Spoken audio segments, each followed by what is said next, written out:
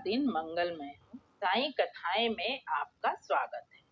आइए आज सुनते हैं बाबा की एक ऐसी अद्भुत लीला जो हुई तो है बाबा के मानव तन में शिरडी में मौजूद रहते वक़्त ही, पर जिनके द्वारा ये हुई है, उनको इस बात का बाबा के लीला का, बाबा के शब्द का आशय जब समझ में आया, उस वक़्त तक बाबा अपने पंचभूत शरीर को त्याग चुके थे यानी समाधि ले चुके थे। और इस लीला को हमारे समक्ष लाने का श्रेय नरसिम्हा स्वामी जी को जाता है। दरअसल श्रोताओं, आप में से जिन लोगों ने भी नरसिम्हा स्वामी जी की इस पुस्तक को, उनकी हालाँकि ये भक्तों का अनुभव करके 3-4 पुस्तक है, मतलब श्रृंखला 3-4 श्रृंखला में उन्होंने अपने इस कार्य को किया है। बहुत ही मतलब इसके लिए उन्हें धन्यवाद दिया जाना चाहिए कि नरसिम्हा स्वामी जी बाबा उनकी स्वयं तो बाबा से मुलाकात नहीं हो पाई थी उस वक़्त जब साईं देह में थे। वैसे नरसिम्हा स्वामी जी के बारे में मैं किसी और वीडियो में बताऊँगी, अभी बताऊँ तो बहुत लंबी हो जाएगी वीडियो। इस वक़्त बस इतना है कि उन्होंने बाबा के समाधि लेने के बाद ऐसे लोग जो पूरे देश में या देश से बाहर भी जो लोग कि बाबा से मिले, मतलब उनके शरीर में रहते हुए, मानव तन में रहते हुए उनसे मिले थे, कुछ अनुभव प्राप्त किए थे, उन लोगों से मिलकर उनके अनुभवों को संग्रहित किया है। तो ये उन्हीं पुस्तक में से एक लीला है। तो आइए बाबा की उस लीला को सुनते हैं। हुआ ये कि एक महानुभाव थे जो कि पूना में रहते थे, बांद्रा नहीं, पूना में रहते थे और वो किसी सरकारी दफ्तर में अच्छे पद पर थे। कहने का अर्थ कि उनकी आर्थिक स्थिति अच्छी थी, किसी तरह की कोई तंगी वाली बात नहीं थी और पारिवारिक स्थिति भी ठीक-ठाक थी, ऐसी कोई बहुत परेशानी वाली बात नहीं थी। चूँकि पूना में थे तो बाबा की प्रसिद्धि उनके कानों तक ना पहुँची हो, ऐसी तो बात हो ही नहीं सकती। वे बिल्कुल बाबा की प्रसिद्धि से अवगत थे, पर काफ़ी दिनों तक उनके मन में बाबा से मिलने की कोई इच्छा ही उत्पन्न नहीं हुई। इसलिए वो बाबा से बहुत पहले नहीं मिले। अचानक बाबा की ही लीला होती है ये सारी।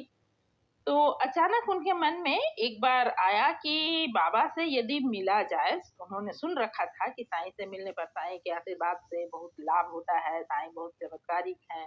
इस तरह की जो कुछ उनके कानों में पड़ी होगी, तो उनका भी मन हुआ कि यदि बाबा से मिला जाए और बाबा मुझे कुछ आशीर्वाद दें, तो मेरी और तरक्की हो सकती है। ऐसा सोचकर उनके मतलब मित्र मंडली में ही एक थे जो कि बाबा के अच्छे भक्त थे। उनके साथ वो शिरडी आए और उन्होंने बाबा के दर्शन लिए और बाबा के चरण स्पर्श करने जब वो गए, तो बाबा ने उन्हें कहा कि बीज तो बो दिया है, तो अब करेले का फल खा। इस शब्द को सुन के उन्हें कुछ अटपटा सा लगा और मतलब उन्हें बुरा भी लगा, लगेगा ही श्रोताओं, ये बात बिल्कुल मानने वाली है कि हम में से कौन सा इंसान ऐसा है जो मिश्री के फल को छोड़कर करेला का फल चाहे। हर कोई मिश्री ही चाहता है, करेला तो कोई नहीं चाहता। तो जाहिर सी बात है उन्हें भी अपेक्षा तो थी कि साईं कुछ अच्छा आशीर्वाद देंगे, पर साईं ने तो उन्हें कड़वा आशीर्वाद दे दिया। तो वो बहुत खुश नहीं हुए, खिन्न हृदय ही वो अपने आवास को लौट आए और कुछ समय बीत गया, इस बात को वो भूल भी गए। कुछ समय बीता, उसके बाद अचानक उनके दफ्तर में कुछ हलचल हुई, उनके दफ्तर में कुछ तफ्तीश हुई और वो दोषी पाए गए और उन्हें जेल हो गया। दरअसल हुआ ये था कि उन्होंने अपने पद का अनुचित लाभ उठाते हुए रुपयों का कुछ गबन किया था और उसे किए कुछ समय बीत चुका था और वो बिल्कुल निश्चिंत थे कि मतलब अब मेरे साथ ऐसा कुछ नहीं हो सकता, वो बात आई गई हो गई और मैं सुखी हो गया। मैंने अपना जो कार्य करना था करके, वो गबन करके, और भूल चुके थे अपने उस कार्य को। तो पर कुछ दिनों बाद जब उस चीज की खोजबीन हुई तो वो दोषी पाए गए और उन्हें जेल हो गया।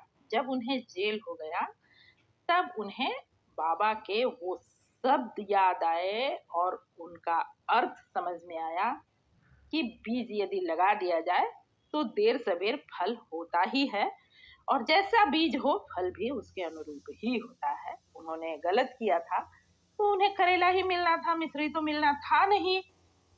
तो ये बात जानने के बाद जब उन्हें इस बात का आभास हुआ, समझ हुआ कि साईं कितने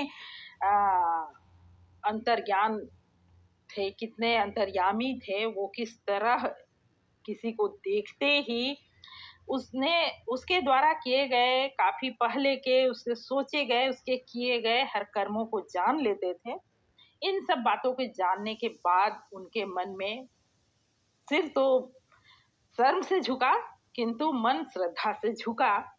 पर देर हो चुकी थी, अब वो साईं के चरणों में तो नहीं झुक सकते थे। जब वो अपना सजा काट कर बाहर आए तो ठीक है, वो शिरडी गए, उन्होंने समाधि के दर्शन लिए और तभी उनकी मुलाकात या उनकी जानकारी में नरसिम्हा स्वामी जी को जानकारी हुई और उन्होंने उनसे मिलकर उनके इस अनुभव को संग्रहित किया है जिसे मैं आज सुना पा रही हूँ।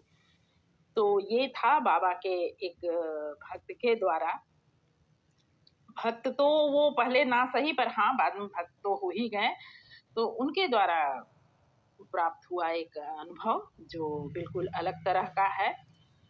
तो आज के लिए बस इतना ही, और मिलते हैं फिर किसी अगले वीडियो में।